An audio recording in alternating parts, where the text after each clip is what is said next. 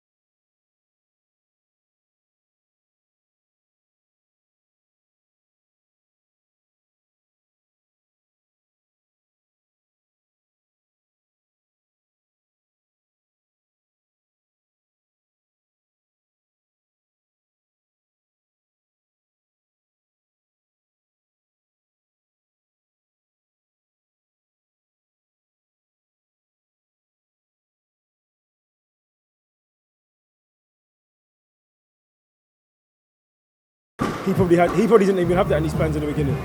But again, as everyone knows, you don't know what the universe is going to throw at you. So again, if that fight happens, I'll be all over it.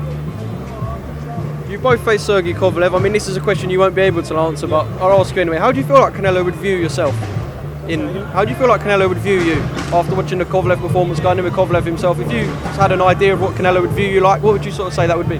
Do you know, I don't know. Again, everyone's perception is different in life. I don't know how Canelo would view me. We'll probably have to wait and see. You know, if he comes to me with a fight, then clearly he will view me as like someone that he can beat. I'm sure Canelo's pretty confident he can beat anybody right now. I'm still confident I can beat Canelo. You know, styles make fights. With the Kovalev fight, everyone knows again I came up a little bit short. I'm very inexperienced, but I had a game plan. My game plan was this: it's plain and simple. I am not going to win that fight by points. I'm not going to go to Russia, beat a Russian in Russia, who is the world champion at the time, and beat him on points. So it can be done, but I prefer, there's no questions about it. I don't want to go there, have a close fight, or win the fight on points, but then the judges give it to him. I feel like that would have hurt me more. So I said to myself, at some point in the fight, preferably after the six, when we're both a bit more fatigued or whatever, I'm going to land a shot. When I land that shot, I'm going to go for it. I'm going to go Dragon Ball Z. I'm going full throttle, and I'm going to try and stop him. I said that I was open about it. I said I'm going to win my knockout. I went for it. I almost pulled it off in the 8th round. I was very close. I feel like that's why I got a lot of respect, because no one's. I feel I'm still, even after the Canelo fight, I think I'm still the person to land the most shots on Kovalev ever. So I went for it. It's just one of the things, isn't it? You go for it. Sometimes it comes off. Sometimes it don't. With this fight as well, it was big risk, big reward. I took the risk. It didn't come off, but again, I feel like I'll be rewarded in the long run. You didn't want it to go to points in Chelyabinsk. No. There's no way you'd want it to go to points in Vegas. Canelo's been talking about fighting in perhaps Japan, after the Joshua event, perhaps in Saudi Arabia in the Middle East. Is that something that you're open to? Again, you know, when people need to understand about boxing, you know, in boxing there's A sides and B sides. It's always been like that. And obviously, and quite clearly, Canelo will be the A side. Is Canelo the B side against anyone? Right now, nobody in the world. Unless he moves to heavyweight. I thought, you know, they'll be a bit more close in negotiation, but clearly he's going to be the A side. So if he says, you know, he was the A side against Kovalev. You know, he gave Kovalev a rehydration clause. Clearly Kovalev didn't want that, but that's what had to happen for the fight to happen. So again, he's going to be the A side, you know, but we're not going to take nothing stupid. It's not going to be. I'm not going to accept nothing that's detrimental to my career if I believe so. As I said, I'm not begging nobody. So if his offer doesn't make sense to me, I won't take it. But hopefully it's a fair offer, and I'll be all over that fight. Okay, I mentioned Saudi Arabia a couple of minutes ago. Joshua Ruiz. I mean, I could ask you a million questions, so I'm just going to say go for it. What's your thoughts?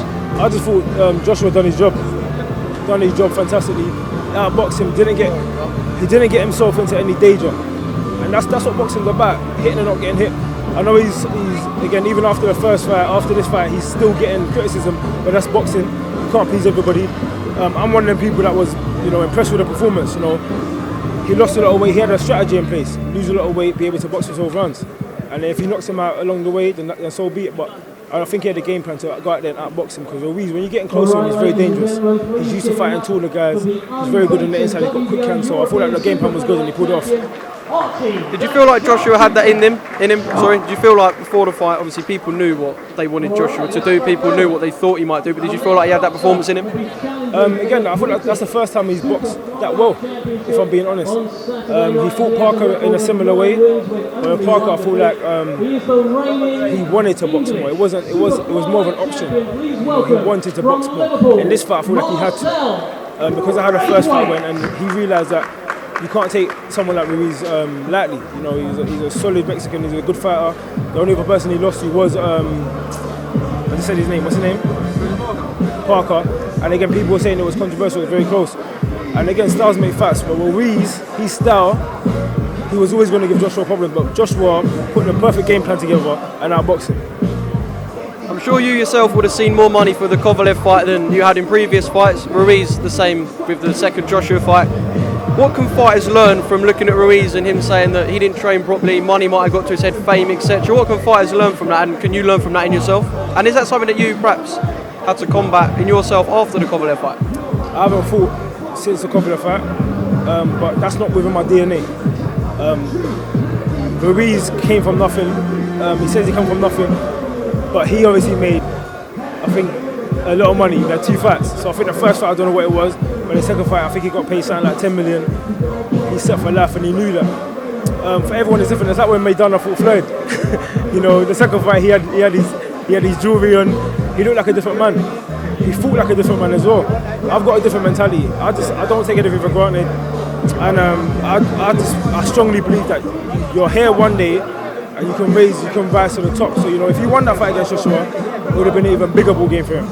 But again, all these things about he didn't train properly and stuff, in my opinion, it can be put down as excuses.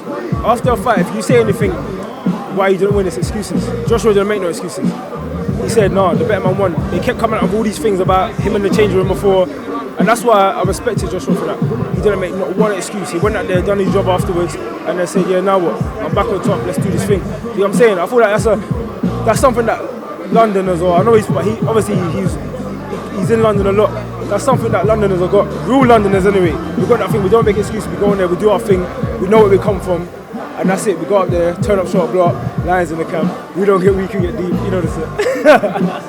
You know the rest. Finally, I know Canelo is a subscriber to IFL TV, also he told me the other day. What's your message for him? There's not really no message, you know. Keep doing your thing, keep entertaining the boxing fans, keep putting boxing on the map. If he gives me an opportunity, fantastic. I will be going in there to win that fight, but it will be with pure and utter respect. And sometimes when you respect somebody, that's even worse for them. So it's just one of the things, you know. Keep doing what you're doing. I'm one of the people. I'm not a liar. I posted Canelo on my Instagram before. I saw how he grew from the Floyd Mayweather defeat. He grew tremendously. I want to follow in them kind of footsteps. Do you know what I'm saying? Learning from your mistakes, growing, elevating. He fought Floyd when he had 40 plus fights. I fought Kovalev after in my 19th professional fight with only 12 amateur fights. I'm one of the people I grow very quickly.